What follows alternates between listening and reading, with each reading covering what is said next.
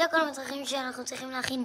הם פנקקים, מי שלא ראה ממליץ לראות את הסרטון הקודם, ויאללה, אנחנו מתחילים.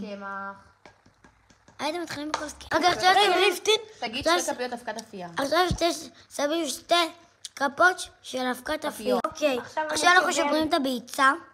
תסתכלו, 2 ביצות, ביצה אחת. אבל לא יותר מ2 ביצות, ביצה אחת זה המקסימום. רק אם מחבאים כמויות. כן, רק מחליטים קוביות, ולהוציא את כל הזרעים. עכשיו? אז תסתכלו, אנחנו עכשיו מערבבים את הביצה, עוד מעט אנחנו נשפוך אותה. עם כוס חלב, עכשיו אנחנו שופ. יש עוד משהו, יש את השמן, תשפוך את השמן. עכשיו אנחנו שופ. ועכשיו אני שופ, לקל שופך. בום בום בום בום בום בום בום. את כל הכוס. כוס שלמה. לערבב. עכשיו שופכים את השמן. 2 כפות של שמן. 2 כפות של שמן. אנחנו שופכים כפית קמצית וניל. כפית קמצית וניל. ועכשיו אנחנו שופכים כפית אחת. הנה, אנחנו שופכים לתוך הקערה. תסתכלו את הכל. את הנוזל עם ההפקעה. אוקיי, עכשיו אנחנו מערבבים לפחות 10 דקות או 20 עד דקות. שהכל יהיה אחיד. בלי גושים.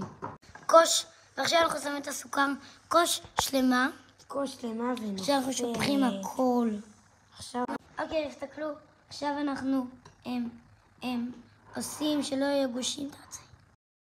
אבל תסתכלו לפני כמה דקות, זה היה עם מלא גושים, תסתכלו איך עשיתי. ערבנו, זה נראה ככה, ועכשיו אנחנו מתחילים לבשל, עוד מעט אני אראה לכם איך אני עושה, ועכשיו אנחנו לוקחים צלחת שאנחנו מסיימים לעשות על מחבת, אנחנו שמים את זה על הצלחת, ואז מומחים נוטלה, סילה, מה שאתם אוהבים, ואנחנו יכולים לאכול את זה. תשלחו לי בתגובות אם אתם רוצים שאני אכין עוד מאכל של אוכל, או שאתם רוצים שאני אכין קרפים גם, אוקיי? תשלחו לי בתגובות. ואל תשכחו לשים לי סב וללחוץ בפעמון. אוקיי, עכשיו אנחנו שמים, עוד מעט שאחרי שנגמור את כל, לשים על כל המחבת, אנחנו שמים את כל הבלילה, לא את כל, לוקחים עם המכשיר הזה, ואז אנחנו שופכים ועושים מעגלים, מגלגלים את זה ככה, כמו שעושים עם זה, ואז